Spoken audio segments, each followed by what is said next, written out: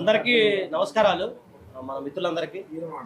So ఏంటంటే ఈ విషయము ఈమె ఏంటంటే మాకు అడ్వకేట్గా మా ఆఫీస్కి రావడం జరిగింది ఈరోజు. సో వకాలత్తు కూడా ఇవ్వడం జరిగింది. దీనికి సంబంధించి అంటే యాక్చువల్ 3 days నేను అందుబాటులో లేకపోవడం వల్ల మా టీము ఈమెని ఇప్పటివరకు కూడా మా టీము ఛానల్ ఏదైతే ఉందో మా టీము అడ్వకేట్ టీం ఏదైతే ఉందో ఇప్పటివరకు ఫాలోఅప్ చేయడం జరిగింది. సో నేను నిన్న అంతా న్యూస్ అంతా చూసిన తర్వాత చూసిన తర్వాత ఈరోజు మా ఆఫీస్కి వచ్చారు, అడ్వకేట్ ఆఫీస్కి వచ్చారు. వకాలత్తు కూడా నాకు ఇవ్వడం జరిగింది. సో దీనికి సంబంధించి అంటే లీగల్గా మాత్రం మేము పోరాటం చేయడానికి సిద్ధంగా ఉన్నాము. మీకు ఏంటంటే ఆల్రెడీ డీజీపీ గారికి, హానరబుల్ డీజీపీ గారికి కూడా మనం లెటర్ రాయడం జరిగింది.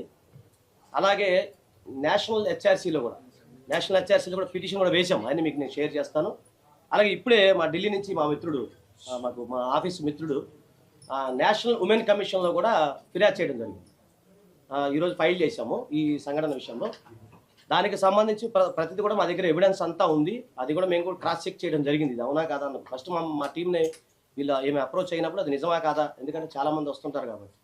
సో ఈ మధ్యకాలంలో మీకు తెలుసు కదా అంతా ఏఏ కానీ ఇవన్నీ ఉంది కదా, మేము అన్నీ చూసాము. దానికి సంబంధించి మేము ఏదైతే ఉందో ఆ దగ్గర ఉన్న ఎవిడెన్స్ ప్రతిదీ కూడా రేపు మేము 65B కింద దానికి సంబంధించి అది కూడా మేము నెక్స్ట్ కార్యక్రమంలో ఉన్నాము.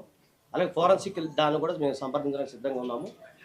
హానరబుల్ డీజీపీ గారికి లెటర్ రాసాము. నెక్స్ట్ దానికి సంబంధించి ఏదైనా అవసరమైతే లీగల్గా ముందుకెళ్తాము. ఒక అడ్వకేట్గా మాత్రమే మేము ఈ కార్యక్రమం వాళ్ళు మమ్మల్ని అప్రోచ్ చేయడం జరిగింది. ఒక న్యాయవాదిగా మాత్రమే నేను ఈమె కేసుని టేకప్ చేయడం, పోరాడడానికి మేము న్యాయ పోరాటం చేయడానికి సిద్ధంగా ఉన్నాము.